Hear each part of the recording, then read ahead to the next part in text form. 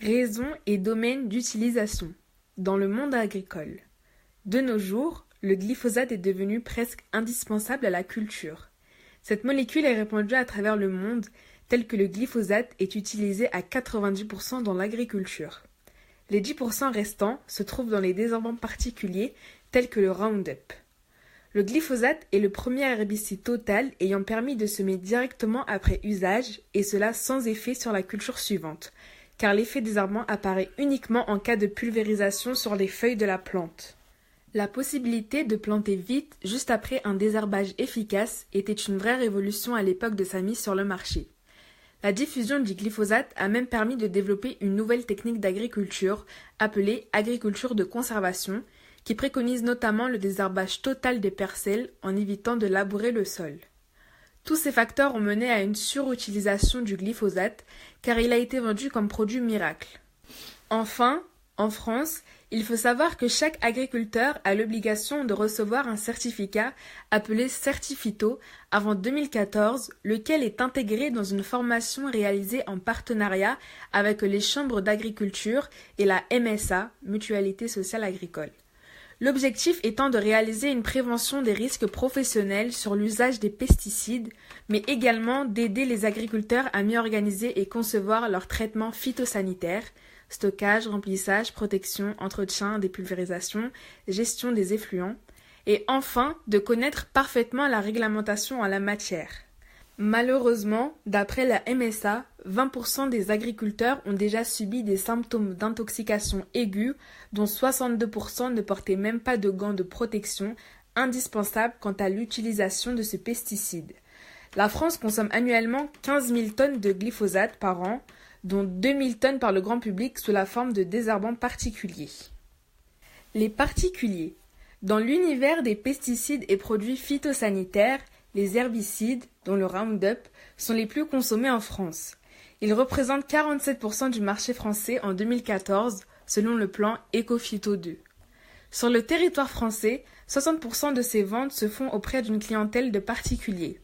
Un utilisateur de pesticides sur 3 utilise le Roundup et selon Agro World Crop Protection News, les ventes de Roundup ont augmenté de 20% entre 1995 et 2000, soit près de 5 milliards de Roundup vendus à travers le monde.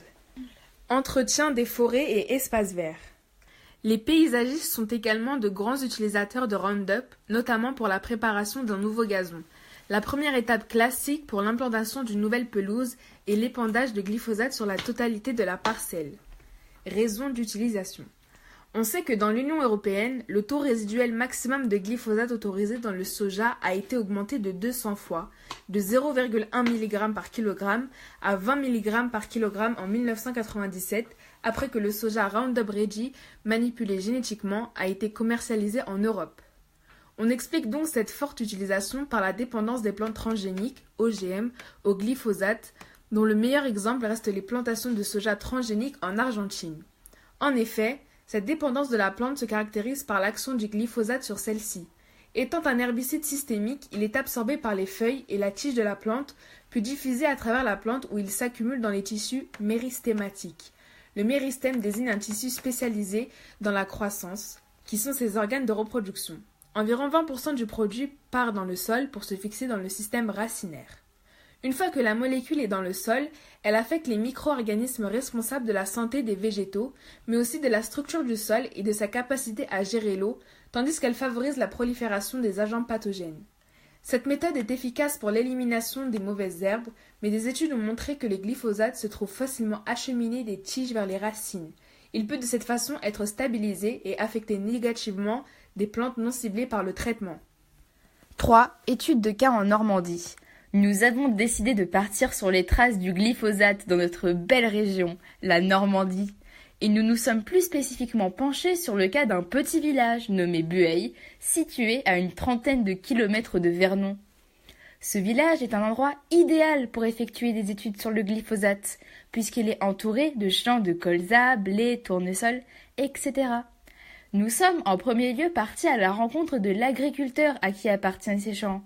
Il nous a bel et bien confirmé le fait qu'il utilise du Roundup, comme 90% des agriculteurs selon ses dires. created using Powtoon.